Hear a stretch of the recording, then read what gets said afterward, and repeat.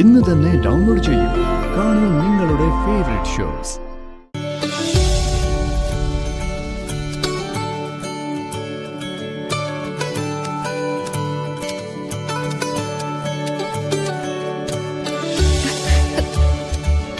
എവിടെ കൈ കാണിച്ചേ?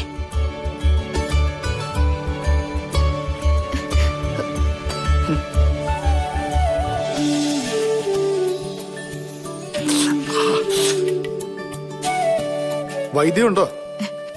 പിന്നെ ഇതറിയാന് വൈദ്യം പഠിക്കണല്ലോ. ഇതേ വൈകുന്നേരം ആകുമ്പേക്കും ഉണങ്ങിക്കോളൂ കേട്ടോ. ഈ പച്ചിലയില്ലേ നല്ല സ്ട്രോങ്ങാ.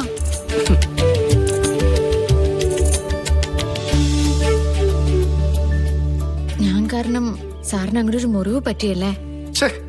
എന്തില്ല മോളെ, നീ കാരണം കുറെ കാലത്തിന് ശേഷം ഞാനിന്ന് ശരിക്കും ചിരിച്ചു, കുറെ സന്തോഷിച്ചു.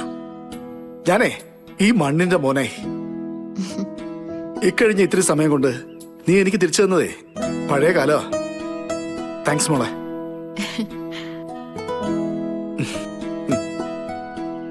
നീയേ പിടിക്കുക, പിടിക്കുക. അനിയൻ സാറിന്റെ കയ്യിൽ നിന്ന് ഇഷ്ടം പോലെ അനുഗ്രഹമൊക്കെ കിട്ടുന്നുണ്ടല്ലോ. ഇവള് രക്ഷപ്പെടും അല്ലേ സാർ? പിന്നെ മിടിക്കല്ലേ എന്റെ മോള്, അവൾ ഒരുപാട് ഉയരത്തിൽ എത്തുമോളെ, നീ നോക്കിക്കോ.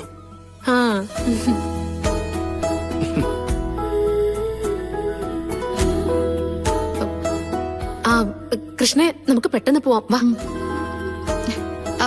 സാറേ ഒരു മിനിറ്റേ. മോളെ സംസാരിച്ചിട്ട് വന്നാൽ മതി. ഹലോ, കൃഷ്ണയ്ക്ക് സുഖാണോ? മേഡത്തിന് എങ്ങനെയുണ്ട് പുതിയ നമ്പർ കിട്ടി? പുതിയ ഫോൺ വാങ്ങിച്ചു, പുതിയ നമ്പർ എടുത്തു, പഴയ പേരുകളെല്ലാം മായ്ച്ചു. പക്ഷെ എന്നിട്ടും ഞാൻ നിന്നെ വിളിക്കുന്നു അല്ലേ? മേഡം ഇതാലോചിച്ച് തല പുകയ്ക്കൊന്നും വേണ്ട. സുനന്ദ ഇവിടെ തന്നെയല്ലേ ജോലി ചെയ്യുന്നേ?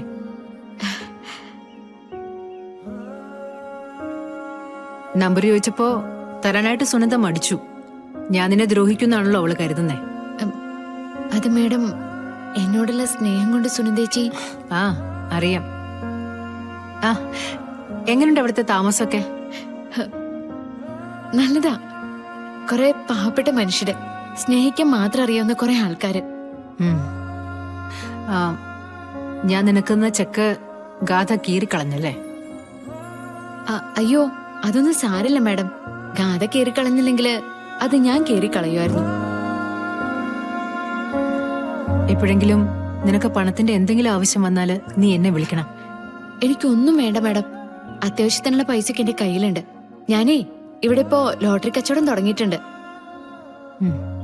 അമ്മയുടെ എന്റെ കാര്യല്ലേ, അത് സുഖമായിട്ട് അങ്ങ് കഴിഞ്ഞു പോവും. മോളെ, അതെ വേഗം വാ, മോളിക്കുട്ടിക്ക് ഒരു ഓട്ടം ഉണ്ടെന്നാ.